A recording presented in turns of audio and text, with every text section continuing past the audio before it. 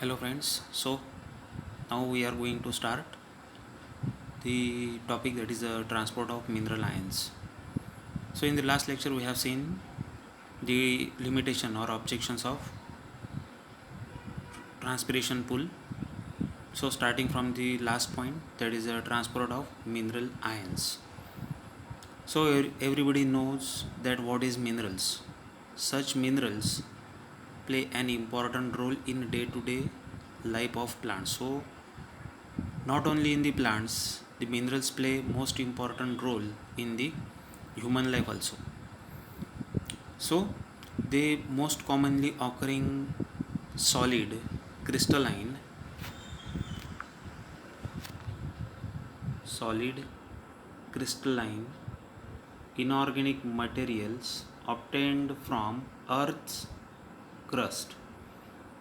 So this is observed after the theory of ascent of sap. Then soil act as a main source for minerals. So the minerals are absorbed by plants in the dissolved form mainly through the roots and then transported to the various parts of plant. Absorption of minerals is independent of that water. Means mineral हा most important content आहे plant लाईफसाठी, त्यासोबतच human लाईफसाठी सुद्धा. हे minerals जे आहे ते plants सॉईलमधून absorb करतात. ठीक आहे. आता जसं वॉटर ॲब्सॉर्ब होते तसं त्या वॉटरमध्ये असणारे मिनरल्ससुद्धा ॲब्सॉर्ब होतात आणि नंतर ते प्लांटच्या वेगवेगळ्या पार्टमध्ये ट्रान्सलोकेट होतात. So how the minerals are transported to various parts of plant? It's because of this transpiration pool. In the last lecture we have seen what is transpiration pool and how it is produced. So because of transpiration pool, absorbed minerals are pulled in upward direction along with xylem sap. झायलम सॅपमधून किंवा झायलम व्हेसलमधून absorbed minerals जे आहे ते upward डायरेक्शननी pull up होतात. So this could be understood when ascending sap is analysed. तसं आता आपण last पॉईंटमध्ये बघितलं असेंड ऑफ सॅप. ही प्रोसेस डिस्कवर झाल्यानंतर मिनरलचं ट्रान्सपोर्टेशन ही टर्म जी आहे ती डिस्कवर झाली किंवा ॲनालाइज झाली. Then minerals are needed in areas of plants, for example apical, lateral young leaves, developing flowers, fruits, seeds and storage organs. आता हे जे मिनरल्स ॲब्सॉर्ब झालेले आहे ते प्लांटच्या वेगवेगळ्या पार्टमध्ये यूज होतात. Apical part means top region of plant. Lateral young leaves, जे प्लांट बॉडीच्या लॅटरल साईडला जे यंग लीव्स डेव्हलप होत असतात त्यांच्यामध्ये हे मिनरल्सचा यूज होतो. त्यासोबतच फ्लावर्सच्या डेव्हलपमेंटमध्ये सुद्धा, फ्रूटच्या डेव्हलपमेंटमध्ये सुद्धा आणि सीड अँड स्टोरेज ऑर्गन्समध्ये सुद्धा मिनरल्सचा यूज होतो. Hence from the roots these are pulled and transported upwardly through the sap and gets released by fine veins through the process of diffusion in a particular area of cells and cells uptake them actively. आता हे असे minerals जे absorb झालेले आहे ते झायलम सॅपद्वारे प्लांटच्या वेगवेगळ्या पार्टपर्यंत transport होतात with the help of when through a special process called diffusion. आता ज्या ठिकाणी समजा आता मिनरल्सची आवश्यकता आहे त्या ठिकाणचे सेल जे आहेत ते मिनरल्सला ॲक्टिवली अपटेक करतात.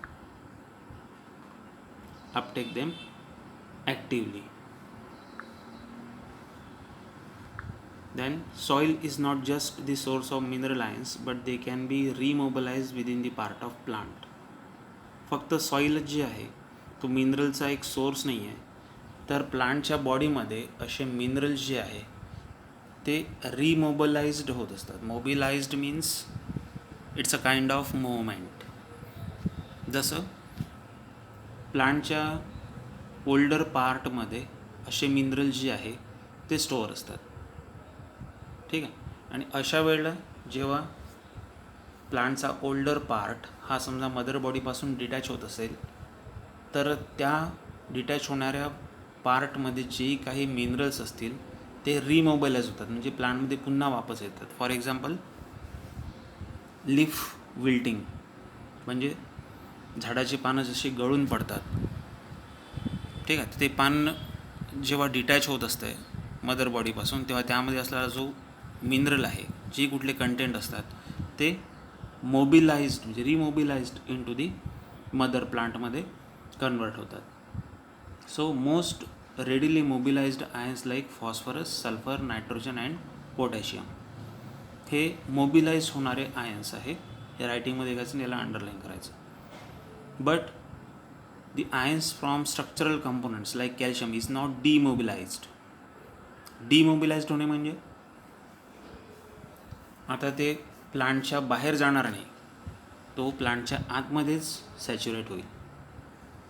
So next, analysis of xylem exude, म्हणजे exude means release of liquid or water, also shows that some nitrogen travels along with inorganic ions, whereas much of it is carried in the form of an organic acid like amino acid and related compounds. Means आता झायलममधून जे काही एक्झ्यूड होत आहे याची analysis म्हणजे analytical study of xylem exude means release of liquid or water also shows that some nitrogen travels along with inorganic ions. काही nitrogen जो आहे तो इनऑर्गॅनिक आयन्ससोबत तो सर्क्युलेट होत असतो. So it is in the form of organic acids like amino acid and related compounds. Amino acid किंवा आणि अमायनो ॲसिडच्या रिलेटेड असणाऱ्या काही कंपाऊंडसोबत तो मिनरल आयन्स नायट्रोजन जे आहे ते प्लांट बॉडीमध्ये सर्क्युलेट होत असतं. So small amount of inorganic molecules, that is phosphorus and sulfur, are also carried. यामध्ये फॉस्फरस आणि सल्फर हे सुद्धा इन्क्लूड असतात. So it was believed that earlier experiment xylem transports inorganic and phloem transport organic molecules.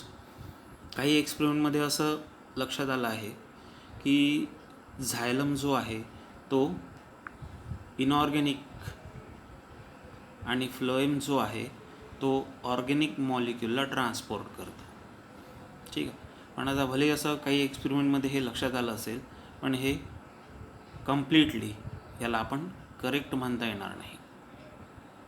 ठीक आहे. हां, काही एक्सपेरिमेंटमध्ये समजा आता फॉस्फरस आणि सल्फर हे झायलम आणि फ्लोएम कॅरी जरी करत असतील, पण ही टर्म जी आहे ती कम्प्लिटली प्रॉपर नाही आहे, म्हणजे याला प्रॉपर म्हणता येत नाही. So because some exchange of materials also occurs between xylem and phloem. मला याचं करंट दिलं आहे त्यांनी, ते exchange of materials also occur between xylem आणि फ्लोएम. जसं झायलम आणि फ्लोएममध्ये काही मटेरियल्सचं एक्सचेंज होऊ शकते. So this is the small part of last lecture. In the next lecture we have seen the next topic. Thank you.